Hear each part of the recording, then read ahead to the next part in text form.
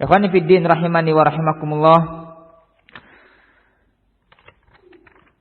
Insyaallah kita akan lanjutkan pembahasan berikutnya, yaitu kejadian setelah dibangkitkannya manusia pada hari kiamat. Setelah dibangkitkan dari kubur-kubur mereka, berkatalah muallif, wa yuhsyarun nasu yaumal qiyamah hufatan uratan ghurla buhma. Manusia akan dikumpulkan pada hari kiamat dalam keadaan hufatan. Mana hufah? Tidak beralas kaki. Uratan, bertelanjang. Tidak ada sehelai benang pun di tubuh mereka. Mereka betul-betul dibangkitkan seperti mereka dilahirkan oleh ibunya. Tidak pakai sendal, tidak beralas, tidak berpakaian. Ghurla, dalam keadaan belum dikhitan. Persis seperti saat kita dilahirkan oleh ibu kita. Tidak beralas, tidak berpakaian, dan belum dikhitan. Qala fayaqifuna fi mauqifil qiyamah. Kemudian mereka berdiri di mauqifil qiyamah, tempat yang memang sudah Allah siapkan untuk berkumpulnya seluruh makhluk, dari makhluk pertama hingga makhluk terakhir.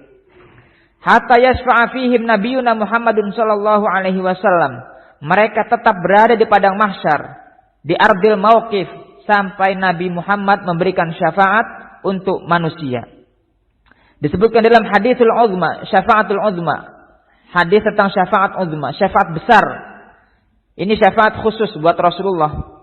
Tidak ada seorang pun dari Nabi yang mempunyai syafaat ini, yaitu syafaatul uzma. Syafaat yang pertama kali diberikan untuk manusia, yaitu syafaat agar mereka dihisab. Mereka menunggu di padang mahsyar dengan waktu yang sangat lama, dengan keadaan yang sangat sulit saat itu. Matahari didekatkan hanya 1 mil dari atas kepala manusia. Bayangkan, sekarang yang jutaan mil di atas kepala kita, panasnya sudah luar biasa. Ketika di padang mahsyar matahari didekatkan dengan hanya jarak 1 mil dari atas kepala manusia. Mereka menunggu dengan waktu yang sangat lama.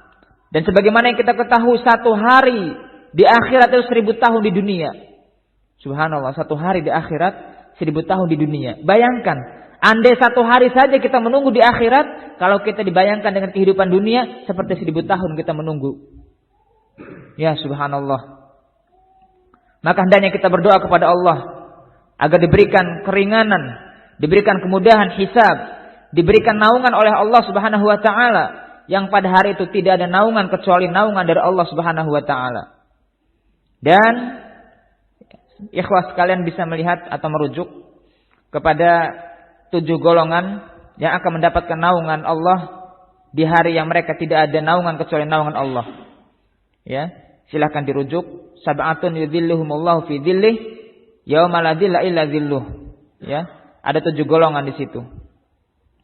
Juga disebutkan di dalam riwayat yang lain bahwa yang akan menjadi naungan seorang hamba pada hari itu adalah sedekahnya. Di antara yang akan menjadi naungan bagi seorang hamba pada hari itu adalah sedekahnya. Dhillul mar'i yaumal qiyamah shadaqatuhu. Bahwa naungan seorang hamba pada hari kiamat itu adalah sedekahnya. Maka sedekah yang kita infakkan di jalan Allah, ikhlas karenanya, betul-betul mengharapkan pahala dan ridha Allah Subhanahu wa taala, insyaallah itu akan menjadi sebab naungan pada hari kiamat yang akan menaungi diri kita dari panasnya matahari yang sangat dekat ketika itu. Apalah artinya harta yang kita tumpuk? Harta yang kita kumpulkan sekarang sama sekali tidak bisa menolong, tidak berarti untuk kita, kecuali yang kita keluarkan di jalan Allah Subhanahu wa taala. Kita infakkan di jalan Allah, kita gunakan untuk kebajikan. Sebaliknya harta yang hanya ditumpuk, itu semua juga akan menjadi pertanggungjawaban kita di akhirat. Untuk apa hartamu dihabiskan? Bahkan disebutkan di dalam Al-Quran sebagai celaan. Alladzi jama'a mala wa 'addadah. Mereka yang kebiasaannya suka menghitung-hitung uang, mengumpul-ngumpul uang. Ya. Alladzi jama'a mala wa 'addadah. Yahsabu anna malahu akhladah. Mereka mengira hartanya akan kekal. Mereka mengira hartanya tidak akan binasa. Kalla la yumbadanna fil hutamah. Narullahil muqaddah. Allati tattali'u 'alal afidah. Dan seterusnya. Nah, bahwa harta itu tidak akan berguna. Dan hari itu pasti mereka akan mendapatkan pertanyaan. Bahwa ditanya semua atas nikmat yang telah Allah berikan kepadanya. Nah, maka ansahu nafsi wa iyyakum. Hendaknya kita memanfaatkan masa mampu kita, masa kaya kita untuk bersedekah, untuk berinfak, yang mudah-mudahan itu menjadi sebab naungan di hari kiamat untuk kita dan keluarga kita. Kemudian hatta yasfa'a fihim nabiyuna Muhammadun sallallahu alaihi wasallam, sampai ya manusia tetap berdiri di padang mahsyar sampai Nabi Muhammad memberikan syafaat. Manusia saat itu datang kepada Adam, kepada Nabiullah Adam, meminta syafaat. Nabi Adam uzur. Ya, manusia datang kepada Nabi Adam. Ya Adam, anta abul bashar, isfa' lana. Wahai Adam, engkau bapaknya manusia, berikanlah syafaat kepada kami. Nabi Adam uzur. Beliau mengatakan bahwa Rabbku telah murka kepadaku dengan kemurkaan yang tidak diberikan kepada seorang pun selain aku, dan aku telah dikeluarkan dari jannah. Nabi Adam uzur, angkat tangan, tidak bisa memberikan syafaat. Manusia datang kepada Nabi Nuh. Ya Nuh, anta awal rusul, engkau rasul pertama ya Nuh. Isfa' lana, berikan kami syafaat. Nabi Nuh pun uzur. Datang kepada Nabi Ibrahim. Ya Ibrahim, anta abul anbiya, engkau bapaknya para nabi. Karena memang banyak nabi yang terlahir dari keturunan Nabiullah Ibrahim alaihi salam. Datang ke Nabi Musa uzur, enggak mampu. Datang kepada Nabi Isa pun demikian uzur, enggak mampu. Hingga kemudian datanglah kepada Nabi Muhammad dan beliau menjawab, analah, saya yang akan melakukannya. Kemudian Nabi Muhammad bersujud dengan sujud yang sangat lama. Beliau berdoa kepada Allah Subhanahu wa taala, meminta agar diberikan syafaat, sehingga memberikan syafaat kepada manusia, ditegakkan hisab. Karena manusia saat itu sudah sangat berat keadaannya. Ada yang ditenggelamkan dengan keringat sampai selututnya, semata kakinya, selututnya, sepinggangnya, bahkan tenggelam dengan keringatnya. Maka Nabi Muhammad berdoa kepada Allah dengan sujud yang sangat lama, meminta agar segera ditegakkan hisab. Itu belum tegakkan hisab, baru permohonan, ya Allah segera tunaikan hisab.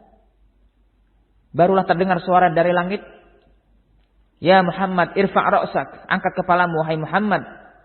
Isfa'tu syafa', berikanlah syafaat, niscaya akan diberikan syafaat.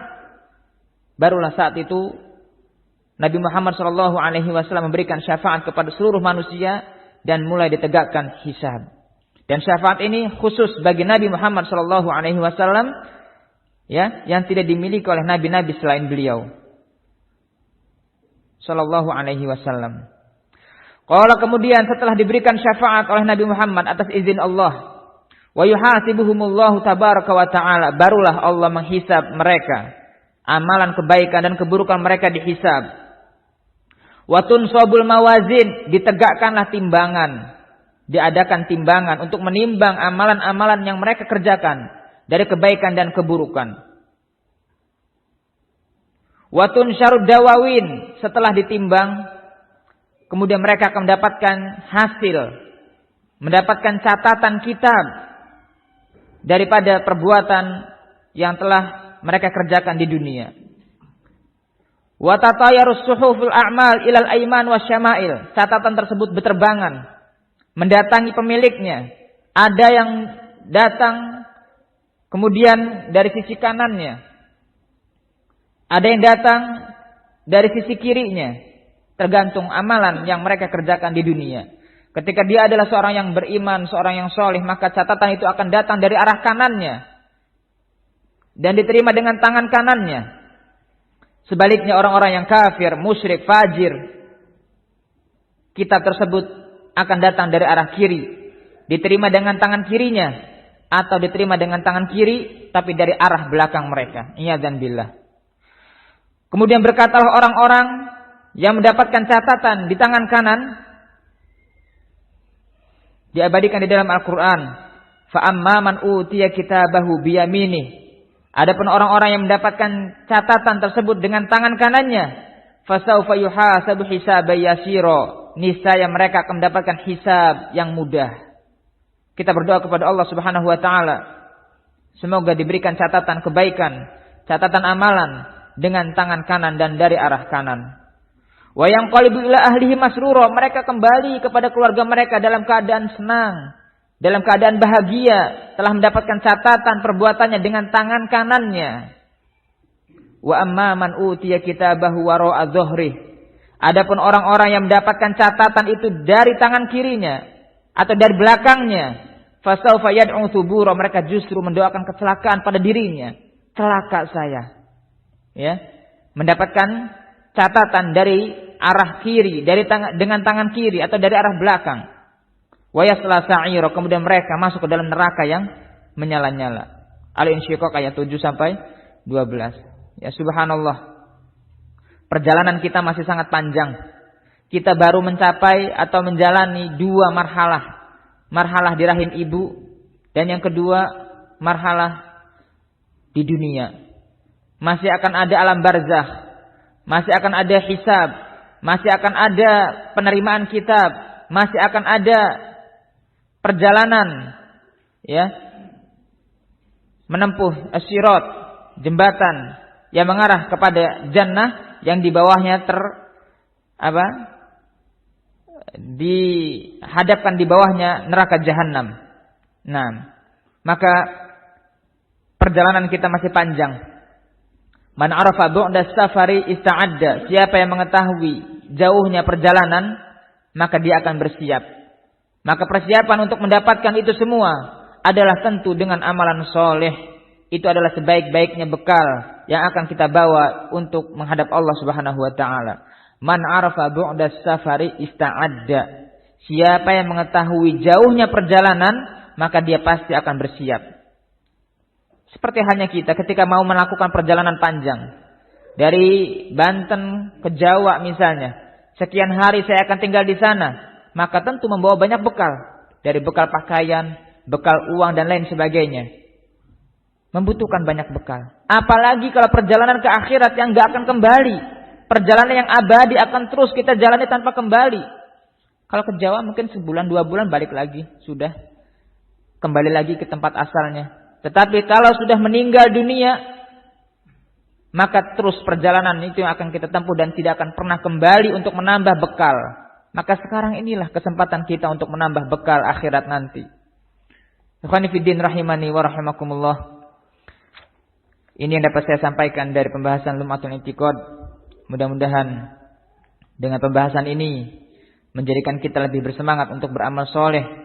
Karena kita mengetahui bahwa perjalanan kita masih sangat panjang dan masih sangat butuh kepada pahala dan bekal akhirat. Wallahu ta'ala a'lamu bishawab.